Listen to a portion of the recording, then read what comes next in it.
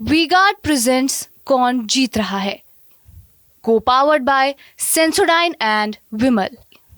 बोलो जुबां केसरी।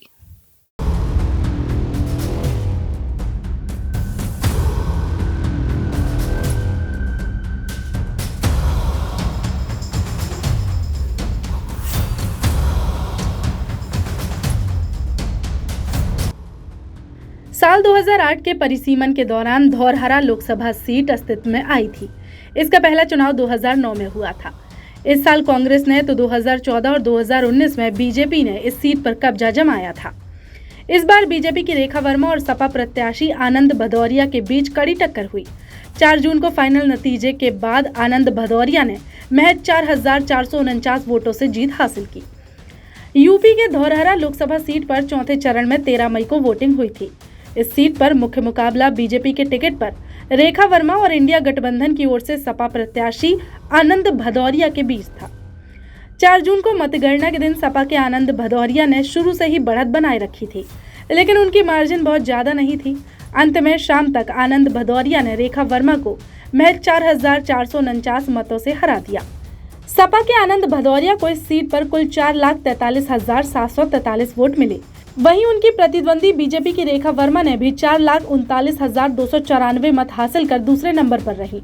वहीं बसपा प्रत्याशी श्याम किशोर को महज 1,85,474 वोट ही मिले और वो इस मुकाबले में तीसरे नंबर पर रहे।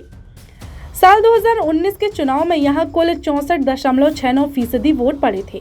उस समय बीजेपी की रेखा वर्मा को कुल 5,12,905 वोट मिले थे और वे 1,60,000 वोटों से चुनाव जीत गई थी। उन्होंने बसपा के अरशद इलियास सिद्दीकी को हराया था। उन्हें कुल 3,52,294 वोट मिले थे। इस चुनाव में कांग्रेस के टिकट पर जितिन प्रसाद लड़े थे, लेकिन महज 1,62,856 वोट पाकर तीसरे स्थान पर रहे। साल 2014 में इस सीट पर त्रिकोणीय मुकाबला देखने को मिला था। हालांकि बीजेपी के टिकट पर रेखा वर्मा 1,25,000 वोटों के अंतर से चुनाव जीत गई थी। उन्हें कुल 3,60,000 वोट मिले थे। वहीं दूसरे नंबर पर रहे बसपा प्रत्याशी दाऊद अहमद को करीब 2,34,000 वोट मिले थे। इसके साथ ही सपा के आनंद भदौरिया को भी 2 लाख के करीब वोट मिले थे। साल 2008 के परिसीमन के दौरान अस्तित्व में आई इस लोकसभा सीट पर पहला चुनाव 2009 में हुआ था। उस समय भी इस सीट पर मुकाबला त्रिकोणीय था और कांग्रेस पार्टी के जितिन प्रसाद 3,91,391 वोट पाकर चुनाव जीत गए थे। उन्होंने बसपा के राजेश वर्मा को 1,84,000 वोटों के अंतर से पराजित किया था।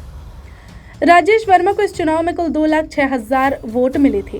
वहीं तीसरे स्थान पर रहे सपा के ओम प्रकाश को 1,02,000 वोट मिले थे।